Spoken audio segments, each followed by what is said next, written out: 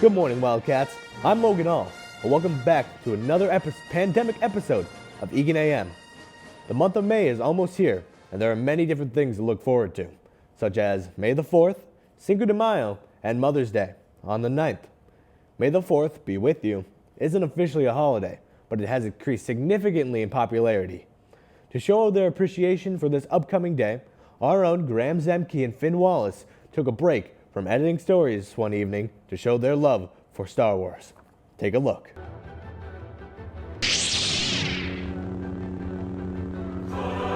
Hello there. General Zemke.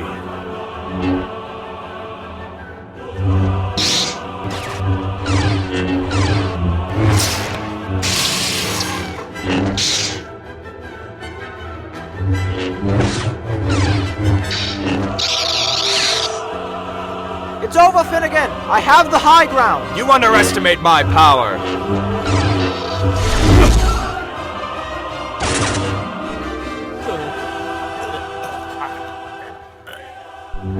Remember, kids, while it may look like fun to have a lightsaber fight with your friends, it's a lot safer to stay inside and watch some Star Wars movies. May the 4th be with you. That is amazing.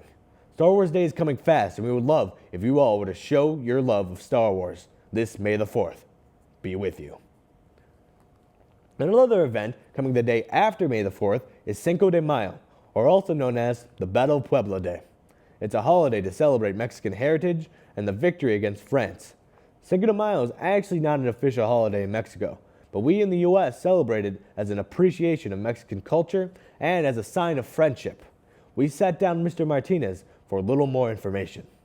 Cinco de Mayo is a Mexican holiday that is used to celebrate and remember the victory of a battle that happened in May 5th with the Mexican army against the invasion of the French army. It solidifies patriotism and national pride, which then brings cultural identity and this homogeneous feeling of being Mexican. How can we celebrate Cinco de Mayo? I think that the first step is acknowledgement of the significance of this date, knowing the history behind it, and definitely something we want to avoid is the appropriation of culture. Just wearing whatever we think it's Mexican, your sombreros, or definitely avoiding being in a party yelling, "Ya, ya, ya, ya, ya, arriba!" We have to understand how Cinco de Mayo brings national pride. It's this idea of sense of identity. And if we have that in the forefront, then the food and the gatherings and the singing with friends comes second nature. I certainly don't speak for the entire Mexican community. Everyone, they experience Cinco de Mayo in different ways. And so for me growing up, actually in Puerto Vallarta, Cinco de Mayo wasn't a big deal. In other cities like Puebla, that state and that city, they really celebrated because that's where it actually happened. And that's where you get these reenactments of the battle of Cinco de Mayo. And that there is definitely a bigger party. So we have to realize that even though I am from Puerto Vallarta, Mexico, the way that I experienced it in the Pacific Coast is very different than how they experience it in the central part of Mexico, in Puebla. Thank you so much, Mr. Martinez. Mother's Day is May 9th this year. Remember that even though every day should be Mother's Day, this is a great opportunity to do something special for your mother. Breakfast in bed, flowers, or even letting her sleep in are just a few ideas. Show your appreciation with a simple and powerful, "I love you." Eagan Speech participated in the AA State Tournament this weekend. We had 14 speakers placing in finals, with a special shout out to Colin Roberts and Alice Hovenden, who took first in duo, and Trin Wynn, who earned second in pros. As a team, we earned 59 points, good enough for a second place finish at state. Great job, Wildcats. Keep it up at NITALK and Nationals in the coming months. Eagan Band is proud to host its 5th annual fundraiser this Saturday, held in the high school.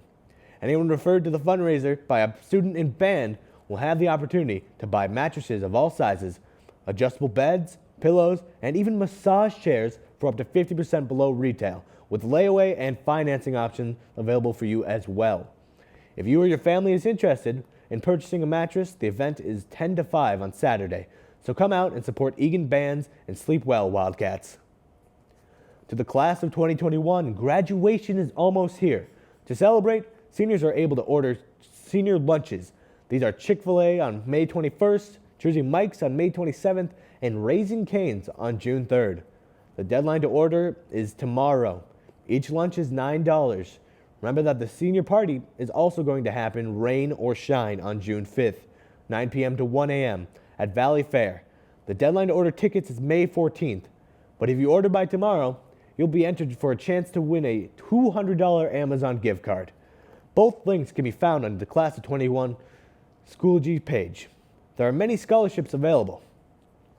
Now that we are all officially back to 4 days a week in person, we wanted to get to the hard truth of the situation. So we had John ask what you really thought of the new schedule. Personally, at first, I was really excited. It was like somewhat back to normal. It definitely does give you a chance to talk to teachers, and you don't have to try and catch Zoom lessons or do things through the online, which can get troublesome with internet problems or something. Oh, well, here we are. We've had, this is the 6th change in a year. So I have to say, I love more energy in the school. This is going to be terrible because now I have to wake up earlier every day. I like the fact that I can see my friends more often, and I do like the fact that it's a little bit more closer to normal. So going into next year, it'll be not as big of a change from, going from the 2-day hybrid to full day, 5 days a week. Not needing to check in, for attendance. That's way better. I definitely do like seeing my friends more often, and I get to see my teachers more often, but waking up 4 days a week and not sleeping in is probably not the most ideal, but it is what it is. I kind of wish we'd go back to the 2-day hybrid, to be honest. I just don't like the current schedule that much. I would probably change how we still only have 4-minute passing times. I would jump it back to 5 minutes because 4 minutes is not enough. I don't think I really want anything to change. Honestly, we've been through so many different schedule changes throughout the year that having it change again seems like it'd just be a bit too much. The way we were doing it before, where it was half your classes one day, half your classes the next day, that was actually pretty good. Have a bit more restrictions for COVID because I feel like there are a lot, but I still feel like in the hallways that could be a lot better because every time I go to my next class, there's a group of 50 kids just right in the same area. Just having students 4 days a week and not teaching the same exact lesson 2 days in a row. I personally like being able to see all my friends again. Now we go to Delaney with WCR. Hey Wildcats, our spring sports seasons are underway. But let's first start with the big news. There's been a new update in COVID restrictions in sports. The Minnesota High School League has announced, in accordance with the Minnesota Department of Health, that masks are no longer required for student athletes competing in outside sports and practices. Masks will still need to be worn when athletes are not actively playing or practicing and cannot maintain social distancing. That's great news. For our athletes, now let's jump into some updates on our spring sports. Our baseball team took on Lakeville North, winning with a score of 9-6. Lincoln Berry, Liam Martin, and Charlie Harms all had 2 hits. The team compiled a total of 12 hits and 8 stolen bases. They're looking to further their winning record of a 6-2 against the Farmington Tigers. Nice job, Wildcats. Our softball team also had a great win this week, taking down the Burnsville Blaze 17-9. It was a successful hitting night for the team, with 8 Wildcats getting hits. The team looks to take on Lakeville South on the road. Go get 'em, ladies. Our boys and girls track teams had their first home meet last week, hosting the Wildcat Invitational. The teams competed against Lakeville North and Creighton-Durham Hall. Morgan Madsen placed second for the Wildcats, throwing 109 feet in discus. 8th grader Adria Peterson threw 33 feet for the Wildcats in shot put. Elena Windows ran 19.39 seconds on the 100-meter hurdles, and Jemena Jones ran a 1-minute 49-second 400-meter run. The boys team had Andre Houston taking first in the 800-meter run with a time of 2 minutes 8 seconds. Jack Kruger took first in the triple jump for the Wildcats with a distance of 35 feet 6 inches. Henry Heinen won the 300-meter hurdles with a time of 47:43. Both teams will take on Shakopee and Farmington this week. Our girls lacrosse team lost their first game of the season 7-6 to St. Paul Park. The Wildcats then took on Farmington, losing 17-6, with Kate Fifield scoring 3, Nev Ottinger scoring 2, and Lily Anderson with 1.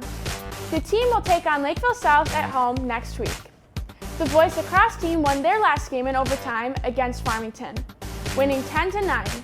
Zach Jacobson led the Wildcats, adding 6 of their 10 goals. The boys will next play Lakeville South on the road. The Dakota Hawks had a great game this past week, winning 20-2 over New Prague. Great job to our Wildcats on that team. The boys tennis team played Eastview last week, and we are waiting their results. They were supposed to play this Tuesday against Prior Lake, but their game was rescheduled to next Wednesday. That's all for this week, Wildcats. Now, back to Logan. Thanks, Delaney. That's all we have this week, Wildcats. I hope that everyone can stay safe and healthy. Also, remember that now vaccines are available for students over the age of 16. Until next time.